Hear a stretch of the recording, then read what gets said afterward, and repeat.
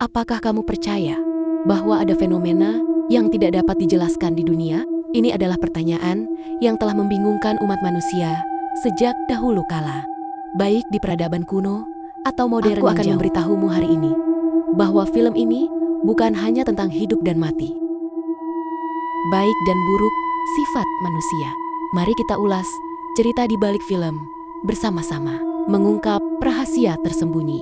Wanita ini membuka makam dan ingin dikubur bersama mayat ini. Dia ingin merekam apa yang terjadi di dalam kuburan dan membuktikan bahwa tidak ada Tuhan dalam agama sama sekali. Nama wanita adalah Sita. Dia bekerja sebagai perawat di panti jompo. Orang tua di sini sangat religius, tapi Sita tumbuh dengan tidak percaya pada hal-hal ini, bahkan sangat penuh kebencian.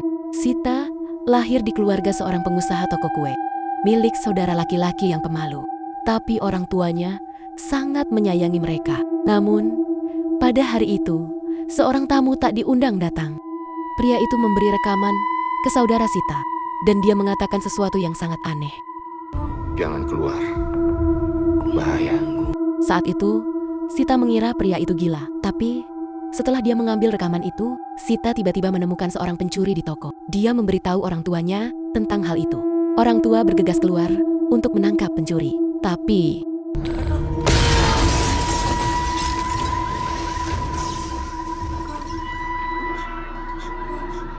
orang tua Sita mengalami tragedi yang tragis, dan pelakunya adalah orang yang memberi saudaranya rekaman itu. Kakaknya tidak memberikan rekaman itu ke polisi karena dia ingin diam-diam menyelidiki masalah itu dengan Sita. Yang aneh adalah tidak ada suara di rekaman itu, hanya beberapa suara aneh yang orang tidak mengerti.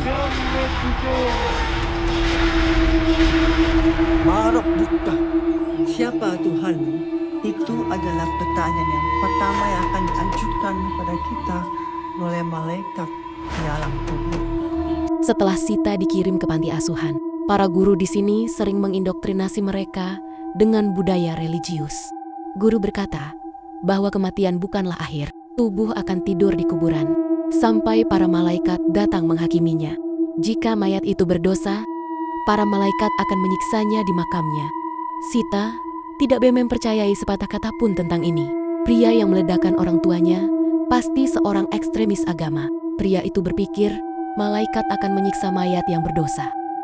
Jadi dia meledakkan bom agar malaikat tidak menyiksa orang-orang. Sita pikir orang-orang ini sangat bodoh. Dia bersumpah untuk membuktikan kepada dunia bahwa tidak ada Tuhan.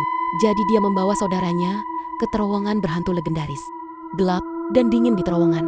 Di dalam bahkan tak ada oksigen. Sita dan kakaknya berjalan beriringan. Tidak butuh waktu lama baginya untuk mengetahui bahwa saudaranya hilang. Pada saat yang sama, suara aneh datang dari depan. Siapa? Siapa?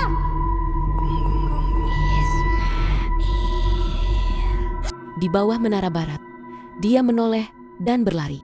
Tetapi ketika keluar dari terowongan, para guru di panti asuhan sudah menunggunya di luar. Sita dibawa kembali. Dia dihukum. Guru membawakannya jilbab merah cerah. Keesokan harinya, donatur setia datang ke panti asuhan. Donatur itu menyumbang ke panti asuhan setiap tahun. Tapi Sita mendengar sebuah rahasia dari guru. Ternyata donatur itu memiliki hobi aneh. Dia menyumbang ke panti asuhan hanya untuk beberapa tahun yang lalu. Donatur itu secara tidak sengaja membunuh seorang anak. Dan nama anak itu adalah anak yang Sita dengar di terowongan.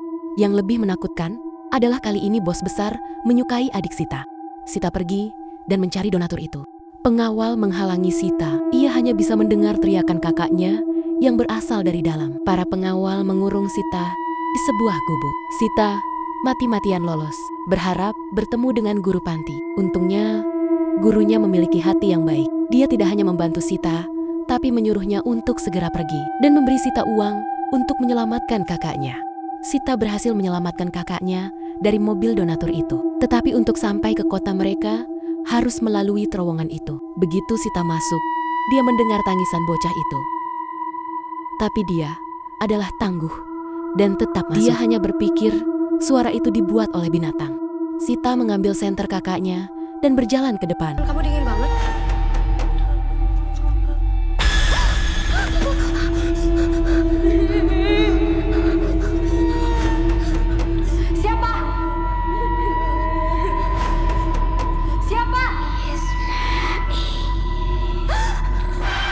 Tangisan tajam bergema di seluruh terowongan. Tapi Sita tidak takut. Dia pergi ke saudaranya dengan senter. Dia berhasil melarikan diri dengan saudaranya.